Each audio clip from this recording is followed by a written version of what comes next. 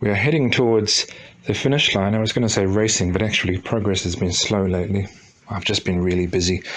And I don't want to skip over any little details, any tools that you do need, but I think that I don't need to mention. Of course I need to mention them. In case I haven't mentioned it yet, you will need, or should have, I should say, a cordless drill and driver combination for drilling holes and screwing some things in. Some things you should do by hand, but it's very, very handy and time and effort saving. I'm going to be drilling a couple of holes over here on the headstock shortly when I put the string trees in. And I will also be using one of these, just a small screwdriver set. Get a good quality set. These are made by Kinchrome, and they are quite good quality. The ends of them are magnetized, which can be helpful when dealing with small strings. I've done the wiring. I didn't show you that. It's really not fun to watch. But you'll need a soldering iron. Well, you could get a pre-wired kit, so you don't really have to do any soldering. That's up to you. I do the wiring myself, and I don't enjoy it, but it's got to be done. A soldering iron. Mine's not that nice. I should probably upgrade it at some point. And some solder and soldering paste. I got these at the recommendation of a viewer some time ago, and it really does make it easier. I've got a pre-slotted nut, so I'm not going over the tools that you'll need to create a nut from bone from scratch, because that's not what I'm doing. I've got one that's made from a product called Tusk, and the company that manufactures these is Graphtec. I haven't used them before, but they're supposed to be very good.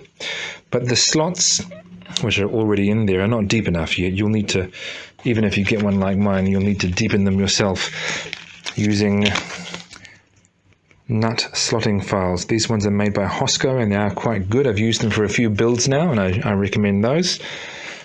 And I think, I don't want to miss anything out, but I think that may be all the tools. I think that's all the tools. So I will just go through and use these now quickly, not too quickly, and finish the guitar.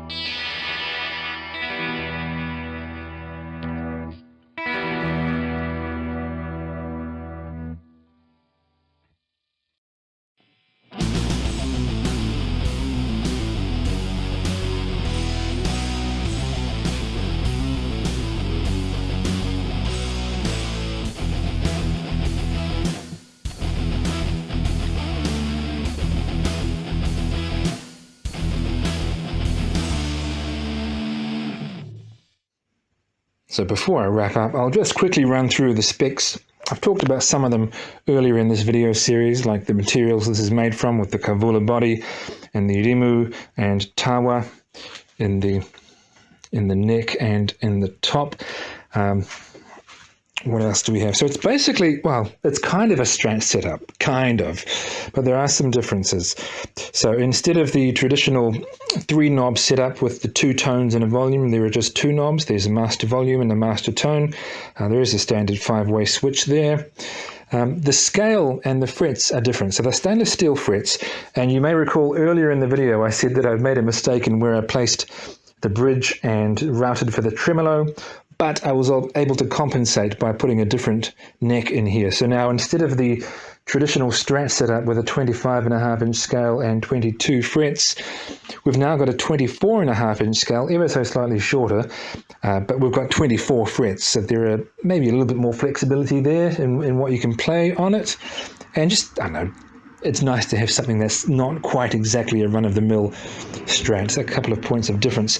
The other point of difference, of course, is in the electronics. So we've got Pure pickups. I've used the brand before, but I hadn't used the humbucker single setup, and I do like them. They sound very nice. So they do all the things you would expect in the various positions.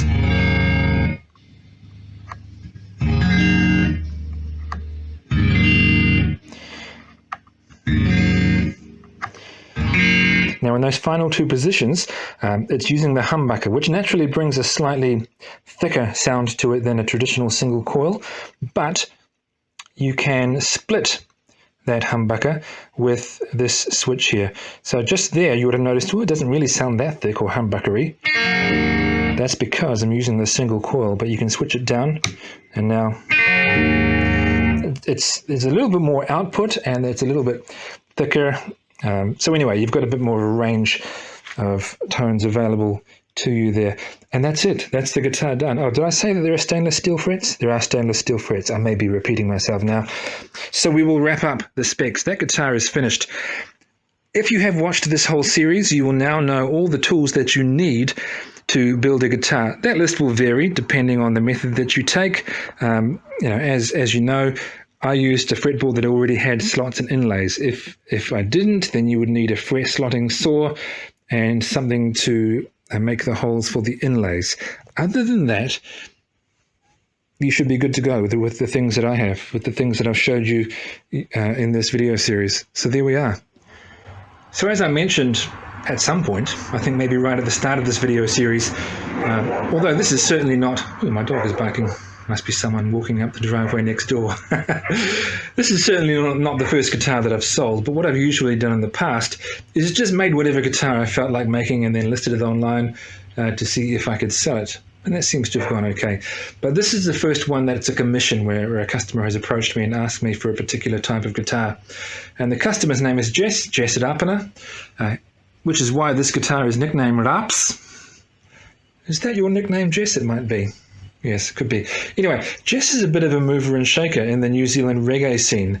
The first I heard of him was when he approached me, and he was working with a band called 1814, but he's also involved in Origin Roots Aotearoa, and he's doing quite well. So, good for you, Jess. Now, you have got a guitar that no one else has, because that's what you get when you get a custom guitar. It's just different. Enjoy your guitar, Jess, and everyone else, I'll see you next time.